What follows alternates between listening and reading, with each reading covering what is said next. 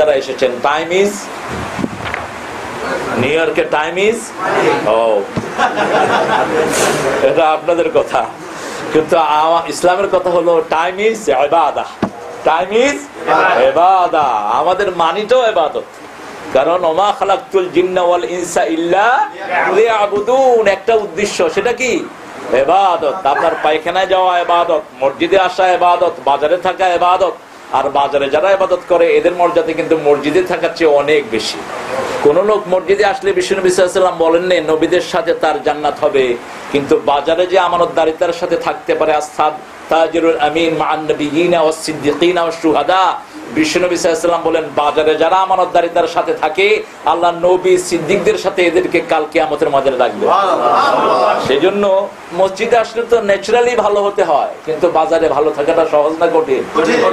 কসম কেড়ে মিশা কথা কয়, আল্লাহর কসম কিনা দামে দেবো হুজুর আপনার।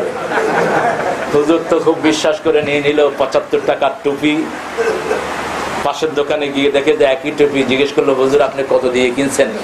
আমারও তো কিনা দামে দিছে আমার মুসল্লি। কত? 75 টাকা। 30 টাকা আমি বেশি, তারপরে 10 টাকা লাভ। এরকম আমাদের বিশ্বনবী সাল্লাল্লাহু আলাইহি ওয়াসাল্লাম এদের ব্যাপারে কথাও বলেছেন। 3 ব্যক্তির দিকে বুখারীর বর্ণনা, আল্লাহ কিয়ামতের ময়দানে এদেরকে পরিশুদ্ধ করবেন না, এদেরকে উল্টিয়ে নিয়ে জাহান্নামে ফেলে দেওয়া হবে। প্রথম ব্যক্তি হলো যারা দান দিয়ে খোটা দেয়। দান দিয়ে খোটা দেয়, তোরা এটা দিয়েছি, তোরা এত দিয়েছি, জাকাতে নিয়ে দিয়েছি তোরে, তারপরে এটা করছি সেটা করছি, খোটা দেয়।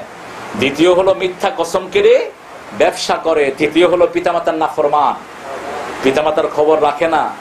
অনেক লোকের খবর রাখে, নেতাদের পিছনে পয়সা ঢালে, বহু পীর সাহেবের পিছনে পয়সা ঢালে, বহু আজেবাজে জায়গায় পয়সা ঢালে, কিন্তু পিতামাতার খবর রাখে না। আল্লাহ যেন এই 3 বদখাস্তর থেকে আমাদেরকে হেফাজত করে।